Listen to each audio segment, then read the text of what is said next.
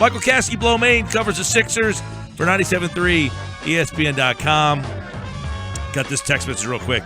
Mike Hill's just angry because he's going to lose his bet with Billy Schwein. That's not true. I'm going to lose that bet. But the bet kind of got misconstrued a little bit, but I'm all right. What was the bet again? That he would play 55 games. It was really, my point was that foot wasn't going to be the reason that he was going to miss games. But he ended up getting hurt in a different capacity. He wouldn't have missed all these games because of the foot injury. He missed these games because of other reasons. If he didn't have this injury on January 20th, maybe now we're talking about them lifting his minutes restriction. Maybe they're playing him more instead of not playing him at all. Michael Kaskey-Blomain, Friday night, Joel Embiid busting a move at the Meek Mill concert. And then the Sixers a little bit more forthcoming all of a sudden. So which comes first, the chicken or the egg? Fellas, what's up? That's the question. It definitely seems like the Sixers as an organization waited until information came out from a secondary source before they really revealed the full extent of what they knew regarding the Embiid's meniscus and whatnot. So it certainly seems like they were kind of reactionary rather than proactive as far as all the information that they had. Yeah, so, they had kind of been, they've been mending this look, over the year here. There are a lot of positive vibes. How do you think this handling of this Embiid makes them look? There's a lot of people out there that feel like they've tarnished their brand a little bit. In one swoop that they went from, positive vibes to now looking like a team that was withholding information, and there's a lot of people out there that makes it look like, well, they didn't want to win.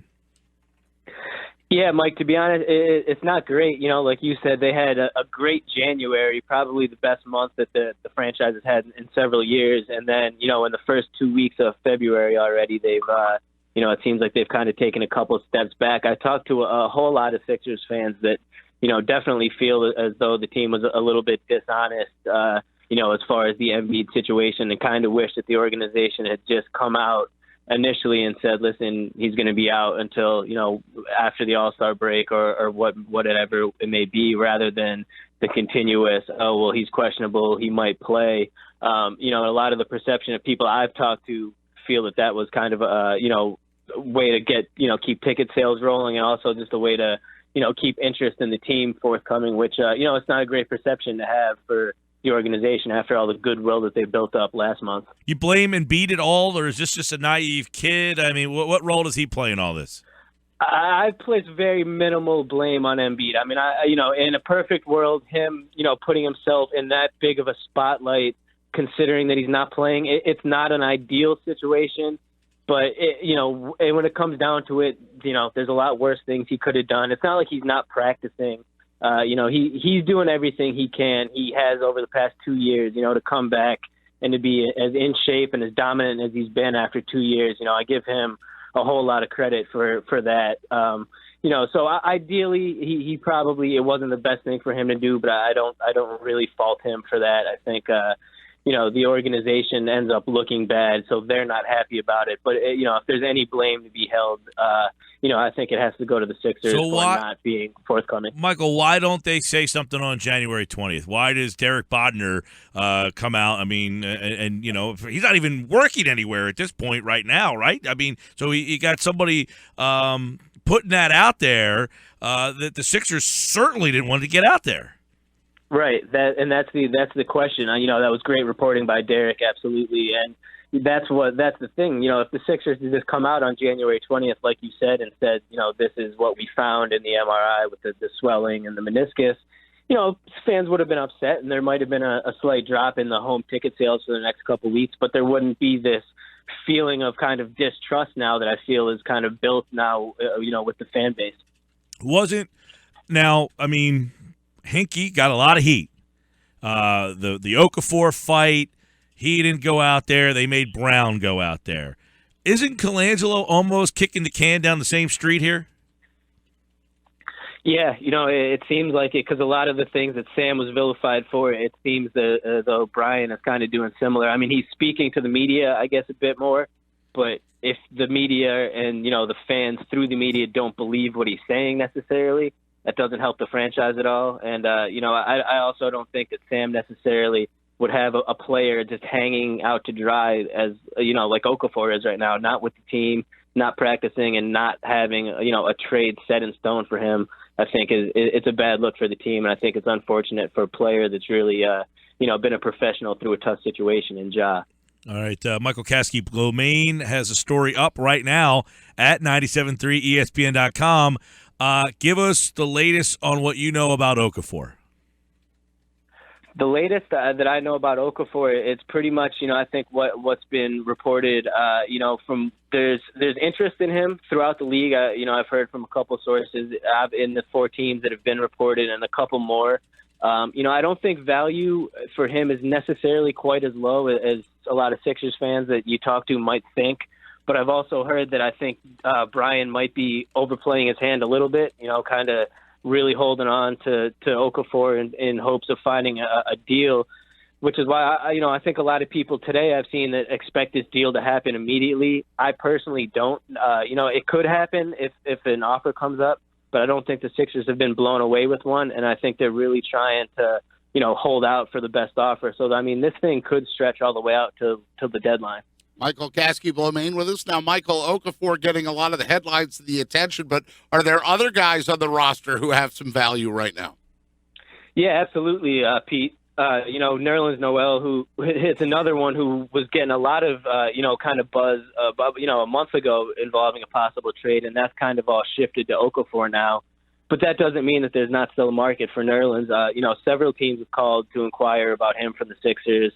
The fact that he's a restricted free agent this summer limits, a little bit what teams are willing to give up for him, whereas Okafor will still be on a rookie deal for a couple more years, which I think makes a difference. But, there's definitely a market for a guy like Nerlens that, is seen as a defensive stopper and an athletic guy that can just get plugged in. And the same goes with Ersan Ilyasova. I was told that there's, quite a few teams in both conferences that have expressed interest in Ersan as a guy that, could really kind of be a boost for maybe not like one of the top teams, but one of those teams like kind of the second tier looking to make a playoff push, a guy that's, pretty prototypical in today's NBA, a stretch four that can play a little bit of defense and can knock down a shot. Definitely, he has some value. So that's another guy that I think has been drawing some interest across the league. On Okafor, Michael, does the Denver-Portland trade hurt the Sixers' ability to move, Ja? I think a little bit. That was 2 teams that was reported, and I was told that had expressed interest in Okafor. It seems, although there's some reports that it doesn't necessarily kill it. It seems as though Portland probably wouldn't look to add another center after this acquiring one from Denver. So it definitely dilutes the market, I think, a little bit. But there's enough teams I think out there still interested in Ja. Be it the Pelicans or the Bulls or, the Celtics I was told are still kind of, sniffing around the Sixers as well. Probably a couple more teams. I think there's enough interest that, a deal can get done. It's just a matter of, what Brian is asking for in return. Your thoughts on Embiid in terms of a return? Do you think after the All-Star break or is this going to still be a cat and mouse game? Man, that's a great question, Mike. And I hope for the fans' sake and really for Embiid's sake, I hope it's, pretty black and white. It's not an injury that should necessarily hold him out for too long based off, the reports that have come out about it.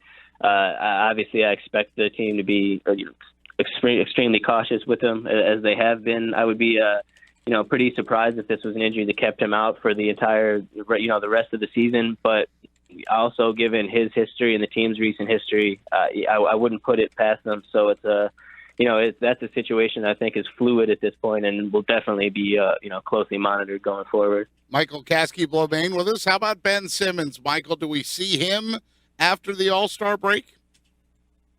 That's another great question, Pete. From all the indications I've heard from the team and people I've talked to, is he's still on track. Everything is going well. It seems a little bit curious to me that they still don't know definitively at this point in the season whether or not he'd be able to play. It's possible that they do know that internally one way or another and haven't released the information yet. But I would expect to find out, definitively one way or another shortly after the All-Star break. And all indications point that, he should be good to go. So hopefully we'll see him for at least a few games this season. There's a lot of people out there, Michael, who that feel that the Sixers are holding these guys back purposely. Right? I mean, that's just kind of the way that this whole thing is gone. The irony here is a lot of people seem to be okay with that, right? I mean, have you come across that group that are still not? They're almost not happy when the Sixers win. Like they want to go through one more year of this. Yeah, and there's definitely something to be said from that perspective. One more, solid landing in the lottery to add one more really high-tier talent at a position of need, whether it be a point guard or a wing position, and then kind of take that and go and, kind of not look back at the lottery for years really wouldn't be a bad thing. The way the Sixers are playing now, they're kind of, I think people are kind of scared that they're going to end up not in the playoffs, but also not in great lottery positioning, kind of in that, 7, 8, 9, 10 range, which isn't necessarily ideal. So, it could go either way. Obviously, there's a couple factors as far as the Lakers and the Kings picks that could help us out. But there's definitely, everyone wants to win in the now, especially after January and how good the team looked. But if we're talking long-term best case scenario for the team to really build something substantial that can be sustained, it really probably would be in the best interest to get one more high lottery pick to complement Ben and Joel, and then really just go from there and not look back. Check out Michael's article at 973ESPN.com. Sixers drawing heavy interest ahead of the trade deadline. There's more than just Okafor to keep an eye on. Do you think he gets moved before the All-Star break?